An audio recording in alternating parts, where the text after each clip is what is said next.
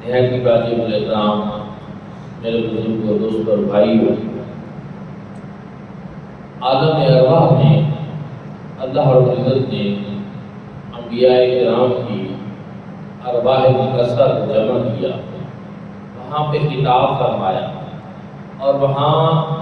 وہ خطاب اللہ رب العزت کا ہے جس کو بعد میں قرآن مجید فرقان حمید نے بیان کیا۔ اور حضور علیہ السلام مسند نشین صدارت تھے، آپ کی روح مبارک وہاں مسند نشین تھی، اور رب تعالیٰ بیان فرما رہے تھے کہ ثم جاءکم رسول، کہ پھر میرا شان والا رسول آئے گا، تو رسول بھی وہ ہوگا مصدق لما معکم، جو تصدیق کرنے والا ہوگا ہر اس چیز کی جو تم اپنے ساتھ لے جاؤ۔ دوستانی ذوالفقار، اس میں یہ تو میں پہلے بیان کر چکا ہوں کہ انبیاء کرام کی نبوتوں کی تصدیق، ان کی رسالتوں کی تصدیق حضور علیہ السلام فرمائیں گے، اور تصدیق بغیر جانے نہیں ہو سکتی، بغیر علم کے نہیں ہو سکتی۔ تو اس سے یہ پتہ چلا کہ جناب آدم سے لے کر جناب عیسیٰ علیہ السلام تک تمام انبیاء اور رسولان نظام جو ہیں، ان کے بارے میں، ان کی امتوں کے احوال کے بارے میں، ان کے ماننے والوں اور نہ ماننے والوں کے بارے میں حضور نبی کریم صلی اللہ علیہ وآلہ وسلم کو سارا ہی۔ اگر پہلے انبیاء کی امتوں کے سارے احوال سے میرے آقا واقف ہیں، تو مجھے کہنے دیجیے آج بھی اپنے غلاموں کے حال سے میرے آقا واقف ہیں۔ اور پھر پہلی جتنی آسمانی کتابیں نازل ہوئی، جتنے صحیفے نازل ہوئے، ان سب کا علم حضور نبی کریم صلی اللہ علیہ وآلہ وسلم کے پاس، کیونکہ حضور اس کی تصدیق فرمانے والے ہیں، اور تصدیق کے لیے علم ہونا ضروری ہے، جاننا ضروری ہے۔ تو حضور علیہ السلام کے پاس پہلی ساری آسمانی کتابوں اور سارے صحیفوں کا علم بھی ہے، اس وجہ سے کہ حضور علیہ السلام ان کے مصدق ہیں۔ اب یہ بات کہ حضور علیہ السلام کے پاس ان کا علم ہے، اس پہ دلائل چاہیے، تو سب سے بڑھ کر دلیل یہ ہے کہ اس پہ قرآن مجید فرقان حمید جو ہے وہ شہد عادل ہے۔ قرآن بار بار یہ بتا رہا ہے کہ حضور علیہ السلام کے پاس پہلی آسمانی کتابوں اور صحیفوں کا علم بھی موجود ہے۔ مثال کے طور اللہ رب العزت نے قرآن مجید فرقان حمید میں ارشاد فرمایا، یا اہل الکتاب قد جاءکم رسولنا یبین لکم کثیرا مما کنتم تخفون من الکتاب، کہ اے اہل کتاب، تحقیق اب ہمارا ایسا شان والا رسول آ گیا ہے کہ جو کچھ تم اپنی کتابوں میں سے چھپاتے ہو یہ اس کو کھول کر بیان کرو۔ یا اہل الکتاب قد جاءکم رسولنا یبین لکم کثیرا مما کنتم تخفون، یہ کھول کر بیان کرتا ہے ہر اس چیز کو جو تم چھپاتے ہو۔ اب معاملہ کیا تھا کہ حضور علیہ السلام کی عظمت و شان تورات میں بھی تھی، انجیل میں تھی، پہلی آسمانی کتابوں میں حضور کی عظمتیں بیان ہوئی تھی۔ اب انہوں نے اس میں تحریف کی، چھپانے کی کوشش کی۔ یہودی تورات پڑھتے تھے، لیکن جہاں حضور علیہ السلام کی عظمت و شان کی بات آتی تو وہ یہودیوں کے جو بڑے راہب ہوتے تھے، پادری ہوتے تھے، وہ ان کو چھپا جاتے تھے، آگے گزر جاتے تھے، نہیں بتاتے تھے، اور وہ سمجھتے یہ تھے کہ جب ہم نہیں بتائیں گے تو لوگوں کو کیسے پتہ چلے گا کہ تورات میں کریم آقا کی نشانیاں موجود ہیں، حضور کی عظمت و شان موجود ہے۔ یہ ان کا ایک زعم باطل تھا، یہ ان کا خیال فاسد تھا، یہ ان کے اپنے ذہن کی سوچ تھی۔ حالانکہ ان کو یہ نہیں پتا کہ جو رب تورات میں، انجیل میں، زبور میں، پہلے آسمانی صحیفوں میں اپنے محبوب کی عظمت و شان کو بیان کر رہا ہے، وہ جب چاہے وہ شانیں اپنے محبوب سے خود بیان کرتا۔ رب نے جب شانیں ان کی ان کتابوں میں لکھی ہیں تو وہ کیسے چھپ سکتی ہیں؟ اگرچہ انہوں نے تحریف کی، چھپانے کی کوشش کی، لیکن رب فرما رہا ہے کہ تم جو کچھ پہلے چھپاتے رہے ہو، اب ہم نے ایسا رسول بھیج دیا ہے جو ساری چیزوں کو کھول کر بیان کر دے۔ اسی کے اوپر بخاری شریف کی حدیث پاک بھی میں بیان کر دوں۔ حضور علیہ السلام کے پاس ایک معاملہ یہودی لائے، ایک یہودی شادی شدہ عورت اور شادی شدہ مرد، انہوں نے آپس میں غلط کام کیا اور اس کے نتیجے میں وہ چاہتے تھے کہ ہماری شریعت میں سخت سزا ہے، اب یہ نئے نبی آئے ہیں، نئی شریعت لے کر آئے ہیں، نیا دین لے کر آئے، ان کے پاس جاتے ہیں، ہو سکتا ہے کہ اس میں کوئی ریلیکسیشن، اس میں کوئی سزا کم ہو، تو ان سے پوچھ لیتے ہیں۔ حضور علیہ السلام کے پاس آئے اور سارا ماجرا بیان کیا۔ حضور علیہ السلام نے ارشاد فرمایا کہ تورات کے مطابق ان کی سزا یہ ہے کہ ان دونوں کو سنسار کر دیا جائے۔ اب یہودی بھی یہ بات جانتے تھے کہ یہ نبی امی ہے، یہ کسی سکول میں جا کر نہیں پڑھے، کسی مدرسہ میں نہیں پڑھے، یہ کسی انسان کے پاس نہیں پڑھے، کیونکہ حضور علیہ السلام اگر پڑھے ہیں تو اللہ رب العزت کی بارگاہ کے سامنے پڑھے۔ ان کا کوئی معلم ہے تو وہ رحمان ہے، الرحمن علم القرآن۔ رحمان وہ ہے جس نے حضور نبی کریم صلی اللہ علیہ وآلہ وسلم کو قرآن کی تعلیم دی۔ رب تعالیٰ نے قرآن حضور کو سکھایا، قرآن کی تعلیم دی، اس وجہ سے حضور کے معلم تو اللہ رب العزت کی ذات ہے، رب سے پڑھے ہیں، کسی انسان سے نہیں پڑھے۔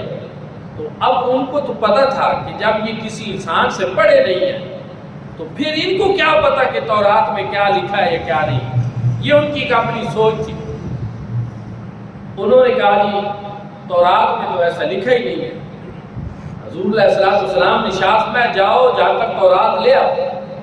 ہم دکھاتے ہیں کہ کہاں لکھا۔ اچھا ان کو پھر وہی بات تھی کہ تورات لے بھی آئیں گے تو یہ کون سا لکھنا پڑھنا جانتے ہیں، یہ تو نہیں جانتے، ان کو کیسے پتہ چلے گا۔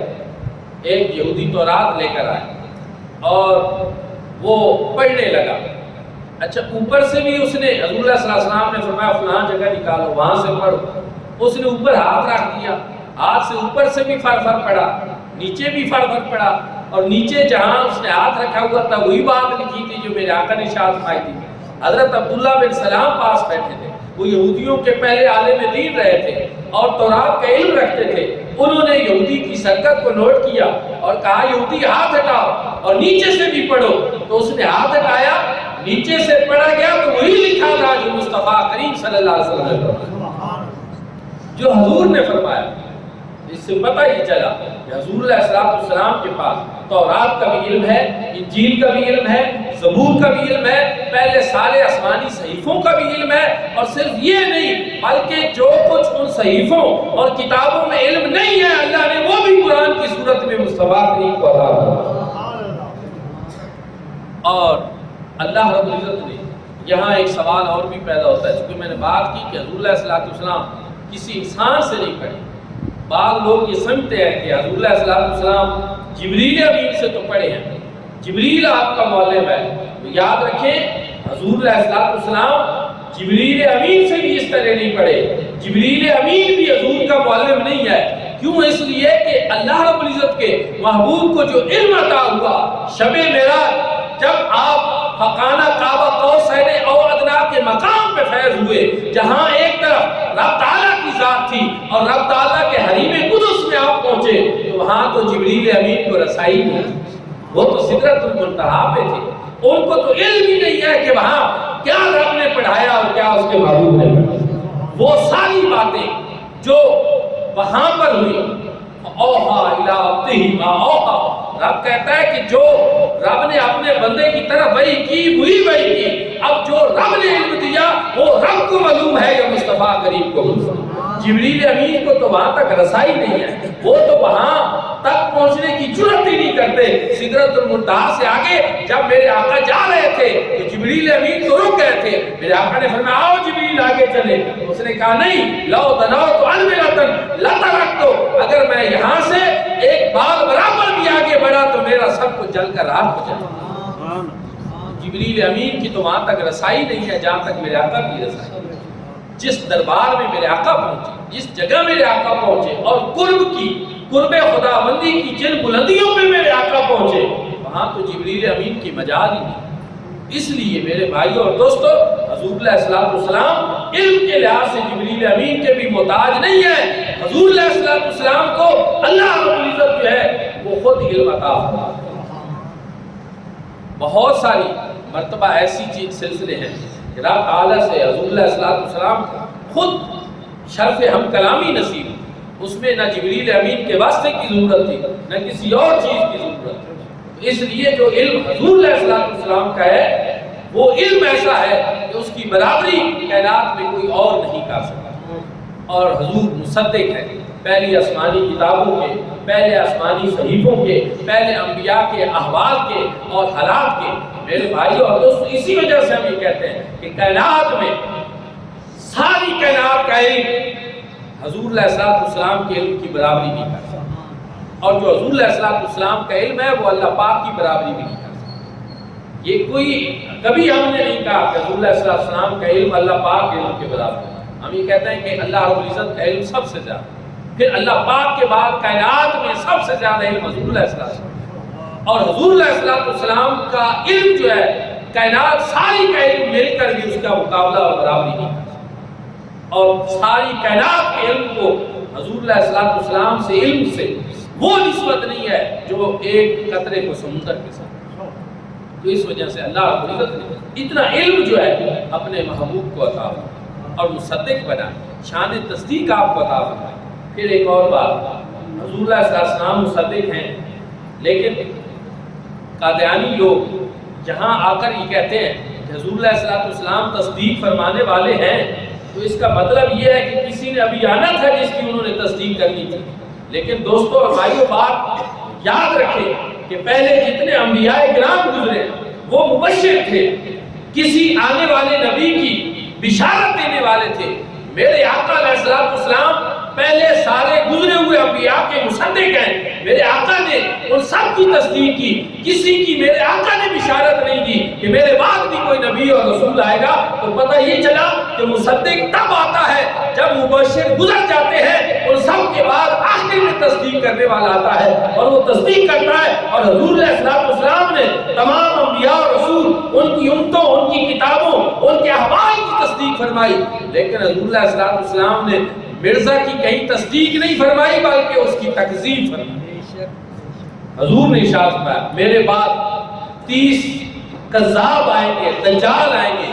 اور کلہم یزعمون انہ نبی، اور ان میں سے ہر ایک یہ زام میں اپنے زام میں یہ کہے گا کہ میں نبی ہوں۔ فرمایا الا خبردار، انا خاتم النبیین لا نبی بعدی، میں خاتم النبیین ہوں اور میرے بعد کوئی اور نہیں۔ پہلے بھی میں عرض کر چکا ہوں کہ ثم جاءکم رسول میں عالم ارواح میں رب نے یہ بتا دیا تھا کہ سب سے آخر میں ختم نبوت کا تاج سجائے مصطفیٰ کریم صلی اللہ علیہ وسلم۔ یہ مصدق الامام معکوم یہ بتا رہا ہے کہ حضور ہی خاتم النبیین ہے، اور حضور نے سارے انبیاء کی تصدیق کی، سارے رسولوں کی تصدیق کی، لیکن مرزا جیسے دجالوں کی میرے آقا نے تکذیب کی، کہیں ان کی تصدیق نہیں فرمائی۔ اور اسی لیے ہم یہ کہتے ہیں کہ ہم مرزا کو نہیں مانتے، کیوں؟ اس لیے کہ اس کے پاس مصطفیٰ کریم صلی اللہ علیہ وسلم کی تصدیق نہیں۔ کسی بھی نبی کی نبوت اور رسالت کی اس وقت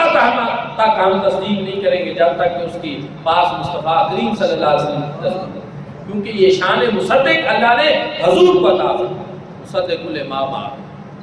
لتؤمنون بہ ولتنصرون، فرمایا جب یہ شان مصدق حامل رسول آ جائے تو پھر انبیاء کرام سنو، لتؤمنون بہ ولتنصرون، تم نے ضرور میں ضرور اس کے اوپر ایمان بھی لانا ہے اور ضرور میں ضرور اس کی خدمت کے آداب بھی بجانا ہے۔ اب میرے دوستوں اور بھائی،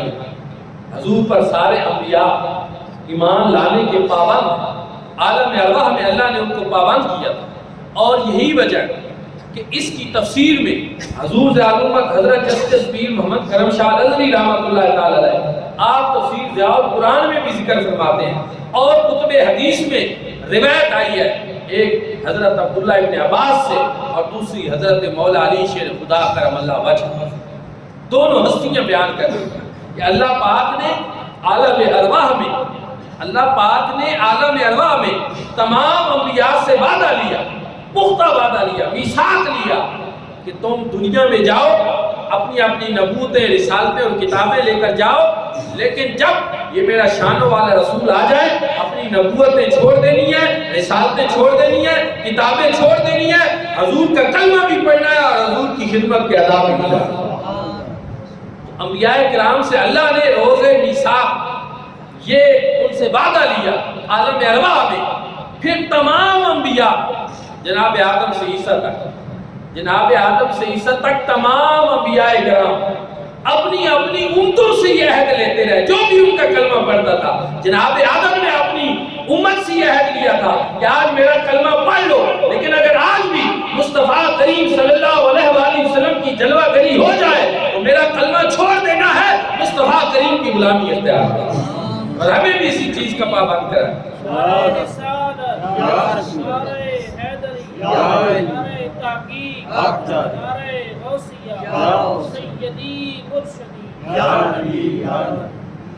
حضرات، یہ روایت جو میں بیان کر رہا ہوں، اس کے ایک راوی عبداللہ ابن عباس، میرے آقا نے ارشاد فرمایا کہ ہر امت کا ایک ترجمان ہوتا ہے، حبر امت اس کو کہتے ہیں، میری امت کے حبر امت، میری امت کے ترجمان عبداللہ ابن عباس۔ اور دوسری ہستی وہ ہے، میرے آقا نے ارشاد فرمایا آنا مدینۃ العلم وعلی بابها، لوگوں میں شہریار علم ہوں اور علی اس کا دروازہ۔ باب مدینۃ العلم حضرت مولا علی بھی اس کے راوی ہیں، حضرت عبداللہ ابن عباس اس کے راوی ہیں، اور بیان کیا کر رہے ہیں کہ سارے انبیاء جناب آدم سے عیسیٰ تک اپنی اپنی امتوں سے یہ وعدہ لیتے رہے کہ آج ہمارا کلمہ پڑھ لو، ہمارے اوپر ایمان لے آؤ، لیکن اگر آج بھی مصطفیٰ کریم صلی اللہ علیہ وآلہ وسلم کی جلوہ گری ہو جائے، ہمارے کلمے کو چھوڑ دینا ہے، ہماری نبوت اور رسالتوں کو چھوڑ دینا ہے، حضور کے اوپر ایمان بھی لانا ہے اور حضور کی غلامی بھی اختیار۔ اب یہاں میں آپ سب کی توجہ یہ چاہتا ہوں کہ اگر جناب آدم علیہ السلام اس طرح اپنی امت سے عہد لے رہے ہیں اور عہد و پیمان بھی اس بات کا کہ حضور آ جائیں تو ہمارا کلمہ چھوڑ کر حضور کا کلمہ پڑھیں، حضور کی غلامی اختیار کرنی، تو کیا جناب آدم نے حضور علیہ السلام کی آمد کا تذکرہ کیا کہ نہیں؟ حضور علیہ السلام کی غلامی اختیار کرنے کی بات کی کہ نہیں؟ حضور کی عظمت و شان اس سے ظاہر ہوئی کہ نہ ہوئی؟ اور یہ ذکر مصطفیٰ صلی اللہ علیہ وآلہ وسلم کون کر رہا ہے؟ جناب آدم کر رہے ہیں، پھر اسی طرح جناب نوح کر رہے ہیں، پھر اسی طرح جناب ابراہیم کر رہے ہیں، پھر اسی طرح جناب اسماعیل کر رہے ہیں، پھر اسی طرح جناب موسیٰ کر رہے ہیں، جناب عیسیٰ کر رہے ہیں، 1,24,000 کم و بیش سارے انبیاء حضور کا ذکر کر رہے ہیں، اور یہ حقیقت حدیث مبارکہ سے واضح ہو رہی ہے۔ تو مجھے کہنے دیجئے کہ جس کی آمد سے قبل سارے انبیاء جس کے تذکرے کرتے رہے، جس کا ذکر کرتے رہے، جس پر ایمان لانے کے عہد و پیمان اپنی امتوں سے کراتے رہے، تو جب وہ نبی ذی شان تشریف لے آ چکے ہوں تو پھر امتیوں کے لیے ضروری ہے کہ وہ اس مصطفیٰ کریم صلی اللہ علیہ وآلہ وسلم کی آمد کے تذکرے کریں، وہ حضور کا میلاد، وہ اس کی عظمت و شان کا بیان کریں، وہ حضور کا ذکر کریں۔ ساری امتیں پہلے ذکر کرتی رہی ہیں، اور آج اللہ نے ہمیں یہ شرف بخشا کہ ہم حضور کا کلمہ پڑھنے والے غلام بن گئے۔ تو کیا ہمارے لیے اعزاز نہیں ہے؟ کیا ہمارے لیے قابل فخر بات نہیں ہے کہ اللہ نے یہ کلمہ حضور کا پڑھنا ہمارے نصیب کیا؟ حضور نے فرمایا میں سارے انبیاء سے بہتر ہوں اور میری امت ساری امتوں سے بہتر ہے۔ اللہ نے ہمیں خیر امم بنایا، خیر امت کا تاج مصطفیٰ کریم کے قدموں کی برکت سے اللہ نے ہمارے سروں پہ بھی سجایا۔ یہ کتنی بڑی شان ہے جو اللہ نے ہمیں عطا کی۔ یہ انبیاء میں سے جو شان میرے آقا کی ہے، اسی طرح حضور کی امت کی شان ساری امتوں میں سے اس طرح اتنی بڑی شان حضور کے امتیوں کو بھی نصیب، کلمہ پڑھنے والوں کو نصیب، حضور کی غلامی کا صدقہ نصیب ہوئی۔ تو ہم تو ساری زندگی اس بات پہ اللہ کا شکر ادا کرتے رہے، اظہار تشکر کرتے رہے، اس نعمت کا ذکر کرتے رہے اور اس نعمت کا چرچا کرتے رہے، تو ہم ساری زندگی پھر بھی حق ادا نہیں کر سکتے۔ آمد مصطفیٰ مرحبا مرحبا، آمد مصطفیٰ مرحبا مرحبا، آمد مصطفیٰ مرحبا مرحبا۔ اچھا، پھر دوستان ذکر عالم ارواح میں بھی حضور کی آمد کے چرچے اور تمام انبیاء بھی حضور کا ذکر کر رہے ہیں، ساری امتوں میں بھی حضور کے چرچے۔ اور اس پہ میں قرآن مجید فرقان حمید کی ایک دو اور آیات بھی پڑھ دیتا ہوں کہ کوئی یہ نہ سمجھے کہ صرف حدیث کی بات ہے۔ حضرت ابراہیم علیہ السلام جب حضرت اسماعیل علیہ السلام کے ساتھ مل کر اللہ کا گھر بنا چکے تو مقام ابراہیم کے اوپر کھڑے ہوئے اور وہاں پہ دعا کی، ربنا وابعث فیہم رسولا، اے اللہ اس گھر کو بنانا میرا کام تھا، اب اس کو بسانے والا رسول تو اس میں۔ کیا یہ حضور کا ذکر نہیں ہے؟ حضور کی آمد کے لیے دعائیں نہیں ہیں جو جناب ابراہیم مانگ رہے ہیں؟ اللہ کے گھر کو بنانے کے بعد یہ دعا کر رہے ہیں کہ اگر مزدوری دینی ہے جو تیرا ہم نے گھر بنایا ہے اس کی مزدوری یہ ہے، اس میں بسانے والا رسول تو اس میں بھیج۔ حضور نبی کریم صلی اللہ علیہ وآلہ وسلم اس دعا کے بارے میں کیا کہا کرتے تھے؟ فرمایا کرتے تھے صحابہ کرام کی موجودگی میں میرے آقا نے ارشاد فرمایا سأخبرکم بأول امری، آج میں تمہیں سب سے پہلے معاملے کی خبر دیتا ہوں، انا دعوت ابراہیم و بشارت عیسیٰ ورؤیا امی التی رات ہی ولدتنی، کہ لوگوں میں جناب ابراہیم علیہ السلام کی وہ دعا ہوں جو انہوں نے میرے لیے مانگی،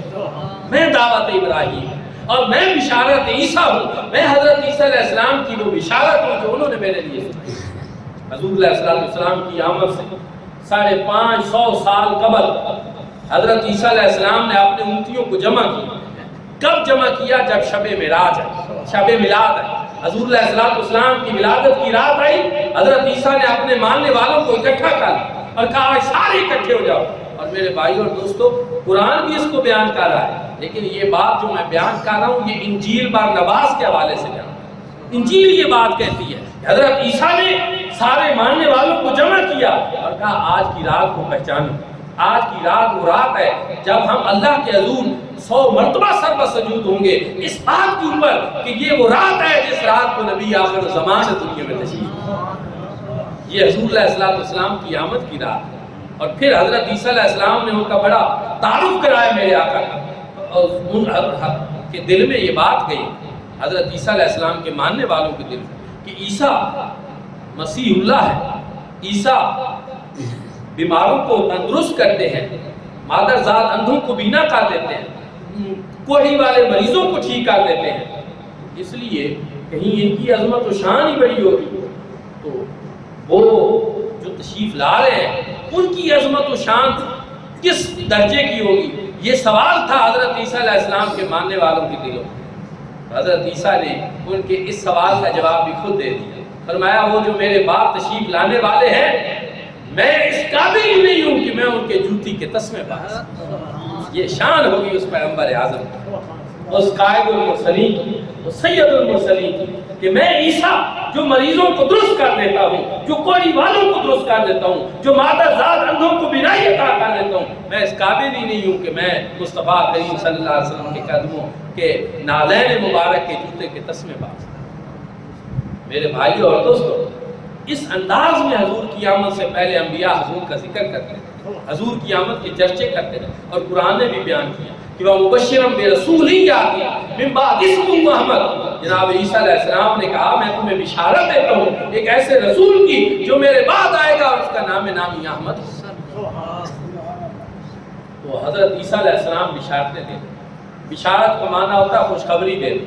آمد سے قبل یہ خوشخبریاں دی جا رہی ہیں کہ حضور تشریف لا رہے ہیں، حضور تشریف لا رہے ہیں، تمہیں مبارک ہو، تمہیں خوشخبری ہو، حضور جب آ جائیں تو ان کا کلمہ پڑھنا ہے، ان کی غلامی اختیار کرنی، خوشخبری یعنی خوشی سے ریلیٹڈ خبر۔ اور آپ مجھے بتائیں کہ جب وہ کریم آقا آ جائیں تو پھر غمزدہ ہو جانا چاہیے؟ پھر تو اور زیادہ خوشی کرنی چاہیے کہ اللہ نے وہ رسول ہمیں عطا فرمایا، سارے انبیاء اور رسول جس کے تذکرے کرتے ہیں، اللہ نے وہ کریم آقا ہمیں عطا فرمائے، سارے انبیاء اکرام جن کی عظمت و شان کے گن گاتے ہیں، اپنی اپنی امتوں کو جن کے احوال بتاتے رہے، اللہ نے وہ رسول ہمیں عطا فرمایا۔ تو پھر رسول اللہ صلی اللہ علیہ وسلم کی جب جلوہ گری ہو جائے تو پھر ہمارے لیے زیادہ ضروری ہے کہ ہم رسول اللہ صلی اللہ علیہ وسلم کی آمد کے تذکرے کریں اور خوشیاں۔ بعض لوگ کہتے ہیں کہ یہ اس طرح کی جتنی باتیں ہیں، میلاد ہے، اظہار مسرت، یہ چیزیں کہاں لکھی؟ میں نے کہا کتنی عجیب بات ہے کہ کیا آپ نے قرآن نہیں پڑھا، کیا آپ نے حدیث نہیں پڑھی؟ میرے بھائی اور دوستو، یہ ساری چیزیں ہم نے قرآن پاک سے لی ہیں اور حدیث مبارکہ سے۔ ایک بھی بات ایسی نہیں ہے جو ہماری اپنی خانہ صاحب ہے۔ حضور اللہ صلی اللہ علیہ وسلم کی آمد میں اظہار مسرت کرنا، اس کو خوشی کا سبب جاننا اور اس پہ خوش ہونا، یہ ایمان کی نشانی ہے۔ اور یہ قرآن مجید، فرقان حمید اور حدیث مبارکہ سے ساتھ، اور حضور کا ذکر کرنا، تذکر نعمت کرنا، تشکر نعمت کرنا، یہ قرآن سے ساتھ۔ اور حضور کے ذکر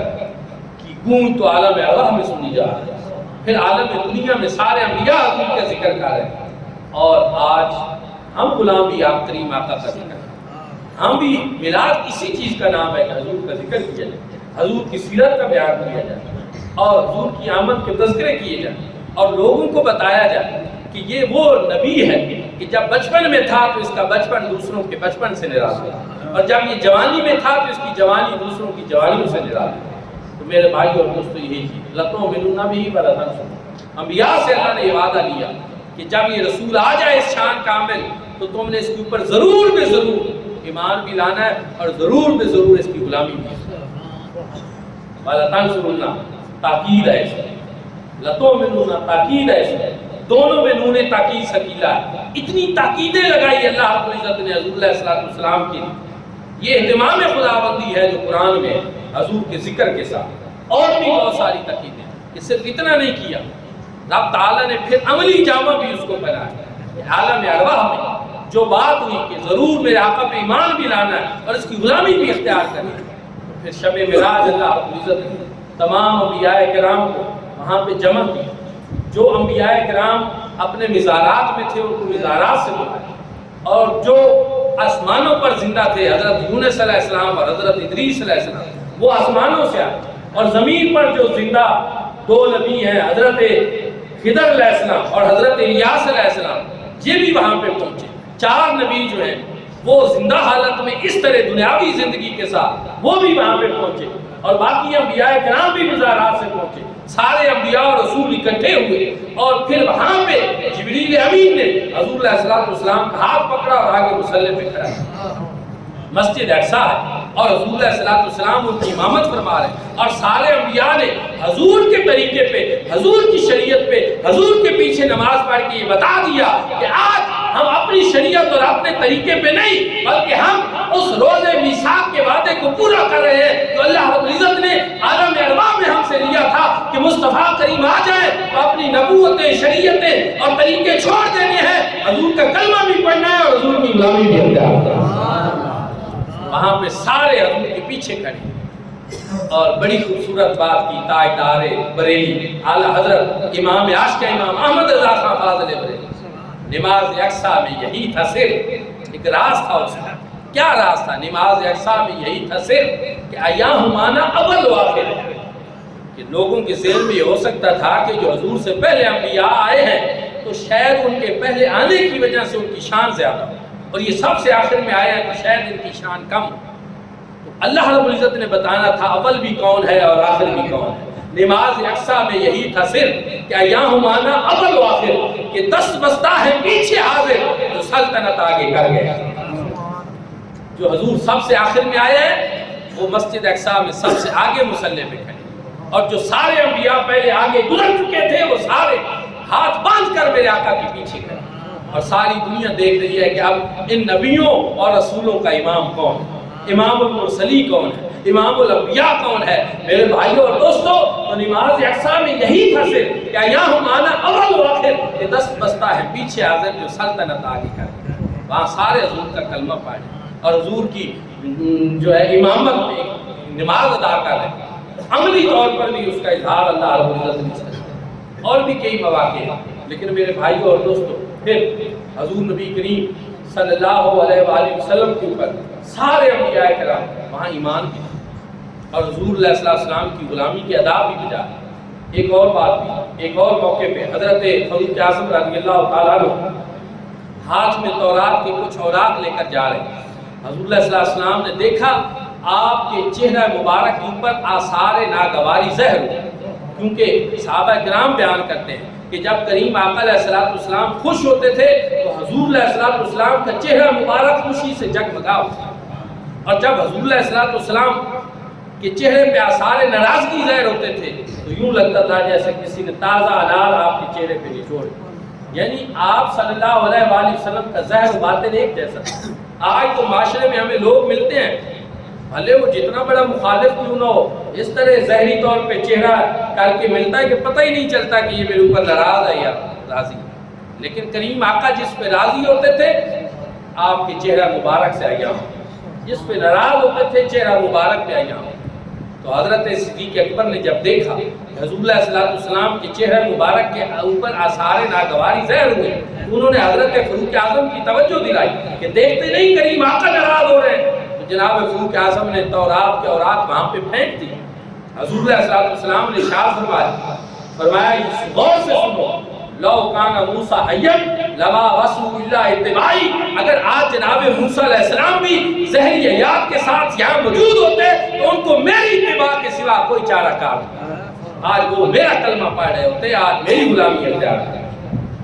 اس لیے حضور علیہ الصلوۃ والسلام تو وہ ہیں کہ تمام انبیاء جن کی غلامی پہ فخر کرتے ہیں، تمام انبیاء کے سردار آپ ہیں، تمام انبیاء کے امام آپ ہیں. اور میرے بھائی اور دوستو، عالم ارواح میں اس انداز میں اللہ رب العزت نے ان سے عہد و پیمان لیا انبیاء کرام.